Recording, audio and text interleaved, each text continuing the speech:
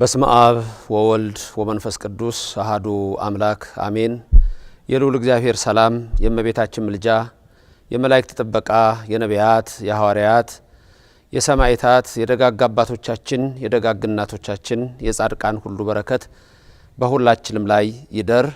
እግዚአብሔር አምላካችን ለሊቀ መላእክት ለቅዱስ ሚካኤል በዓለ ንግስ ለዛሬው ዕለት ስላደረሰን ከዘላለም እስከ ዘላለም ለስም አጠራሩ ክብር ምስጋና ይግባው። የሊቀ መላእክት የቅዱስ ሚካኤልም ጥበቃ ከሁላችን ጋር ይሁን። ዛሬ በአጭር ቃል የማስተምራችሁ በነዌ ልጅ በኢያሱ መጽሐፍ የተጻፈውን የእግዚአብሔር ቃል ይሆናል። ይህም በመጽሐፈ ኢያሱ ምዕራፍ 5 ላይ 3 ቁጥሮች ብቻ ናቸው። ምዕራፍ 5 ቁጥር 13 ቁጥር 14 ቁጥር 15 ይህም በብሉይ ኪዳን ገጽ 176 እና 177 ላይ የሚገኝ ነው። ቃሉ እንዲህ ይላል።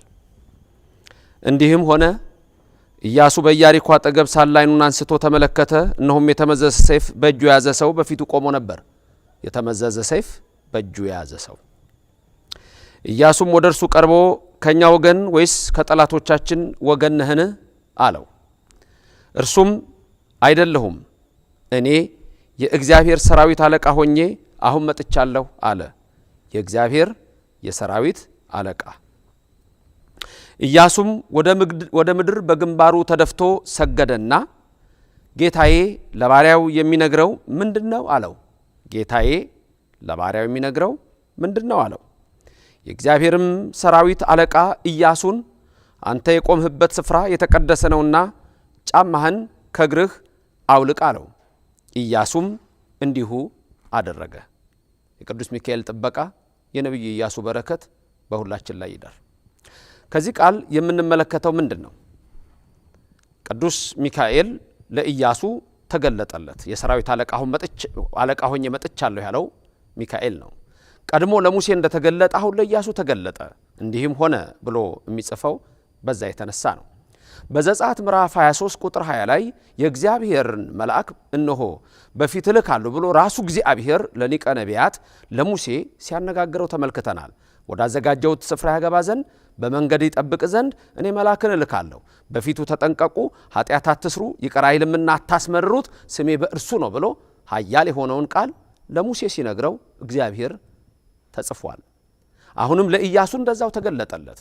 እዚህ ጋር ግን ለዛሬ የምወስደው ትምህርት ልብ ብላችሁ የምታዩት በመጀመሪያ ኢያሱ የተመዘዘው ሰይፍ በእጁ ያዘውን በኢያሪኮ አጠገብ ያገኘውን መልአክ ሲመለከተው ሰው ብሎ ነው የሚጽፈው።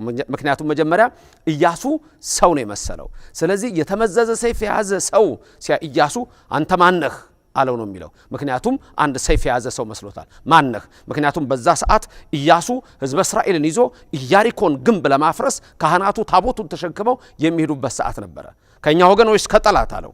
የእግዚአብሔር መልአክም መለሰ አይደለሁም፣ እኔ የእግዚአብሔር ሰራዊት አለቃ ሆኜ አሁን መጥቻለሁ። ሚካኤል መሆኑን ለኢያሱ ገለጸለት። ይሄን ኢያሱ ምን አደረገ? በግንባሩ ድፍት ብሎ ሰገደለት። ምክንያቱም መልአክ ስለሆነ። ወዲያው ኢያሱ አንድ ነገር ተናገረ። ቅድም ማነህ ብሎት የነበረውን አሁን ጌታዬ ለባሪያው የሚነግረው ምንድነው አለ። ምክንያቱም የእግዚአብሔር መላእክትን ክብር ኢያሱ ያውቅ ስለነበር። ከመነጋገራቸውም በፊት መልአኩ ኢያሱን አንድ ነገር አለው። የቆምክበት ምድር የተቀደሰ ነው፣ ስለዚህ የእግርህን ጫማ አውልቅ አለው። ኢያሱም እንዲሁ አደረገ። ከዚህ ምን እንማራለን? አንደኛ የእግዚአብሔር መላእክት ክብር ይገባቸዋል። የእግዚአብሔር መላእክት ስግደት ይገባቸዋል። የእግዚአብሔር መላእክትን ጌታዬ ብለን እንጠራለን። ኢያሱ ኦርቶዶክሳዊ ኢያሱን በዚህ ትምህርት ውስጥ የምታዩት ምንድነው? ለመልአኩ ክብር ሲሰጥ፣ የእግሩን ጫማ ሲያወልቅ፣ ለመልአኩ ሲሰግድ፣ እንደገና ጌታዬ ሲለው።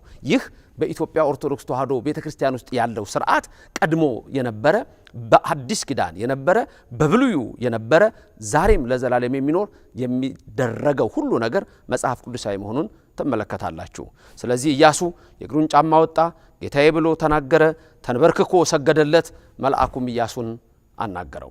ይህ ሚካኤል ነው። እስራኤልን ከግብጽ ባርነት ነፃ ሲወጡ እየመራ ቀይ ባህርን ከፍሎ እነሆ ያሻገራቸው ይህ ሚካኤል ነው። ከሙሴ ጋር የነበረው ይህ ሚካኤል ነው። በኋላም ታሪክ ላይ የባህራንን የሞት ደብዳቤ ቀየረው። ይህ ሚካኤል ነው አፎሚያን ከዲያብሎስ ያዳናት። ይህ ሚካኤል ነው ለብዙዎች ፈጥኖ የደረሰው። ይህ ሚካኤል ነው ዳንኤልን ያረጋጋው። ይህ ሚካኤል ነው መኑ ከማከ የተባለ በክርስቲያኖች ዙሪያ ሁሉ የሚከብ መኑ ከማከ። ሚካኤል ማለት ሚካ እጹብ ድንቅ ማለት ነው። ኤል ማለት እግዚአብሔር ማለት ነው። ሚካኤል ማለት እጹብ ድንቅ የሆነ እግዚአብሔር ማለት ነው። ይሄ እጹብ ድንቅ የሆነ እግዚአብሔርን እነሆ ስም የተሸከመ መኑ ከማከ እንዳንተ ያለ ማን ነው የተባለ የእግዚአብሔርን ስም የያዘ ቅዱስ ሚካኤል ሁልጊዜ ሊጠብቀን የታመነ ነው። ሁልጊዜ ሊደግፈን የታመነ ነው። ሁልጊዜ ከዲያብሎስ ቁራኛነት ሊያወጣን የታመነ ነው። ሁልጊዜ በክንፉ ሊጋርደን የታመነ ነው። ሁልጊዜ በብርሃን መስቀሉ ሊባርከን የታመነ ነው።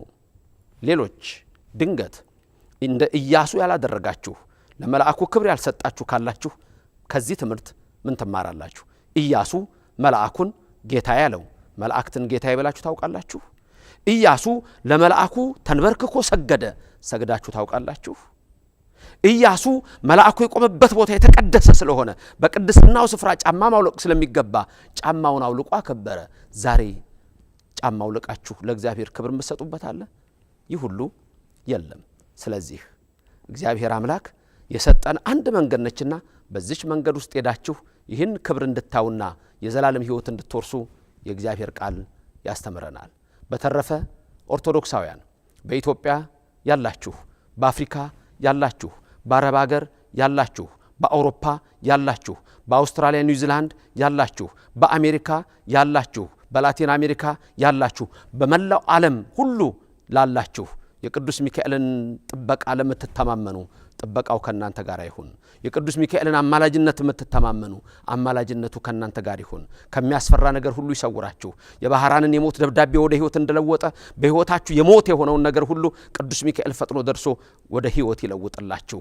ባህራንን ከዲያብሎስ እንዳዳነ ከምትፈሩት ነገር ሁሉ ያድናችሁ። ክንፉ ይጋርዳችሁ፣ መስቀሉ ይጠብቃችሁ። በዓሉን በዓለ ሐሴት ያድርግልን፣ በዓለ ትፍሲት ያድርግልን። የቅዱስ ሚካኤል ጥበቃ አይለየን። ባላችሁበት ሁሉ ልዑል እግዚአብሔር ይባርካችሁ። እግዚአብሔር በረድኤት ከሁላችን ጋር ይሁን። ክብርና ምስጋና ለስሙ ይድረሰው። የቅድስተ ቅዱሳን ምልዕተ ክብር ምልዕተ ውዳሴ መዝገበ ጸሎት አቁራሪተ መዓት ሰዓሊተ ምሕረት እማምላክ ወላዲተ አምላክ አማላጅነቷ ከሁላችን ይሁን። መልካም በዓለ ንግስ፣ መልካም ቀን የተባረከለት ያድርግልን። የቅዱስ ሚካኤል ጥበቃ ዘወትር ከኛ ጋር ይሁን። አሜን።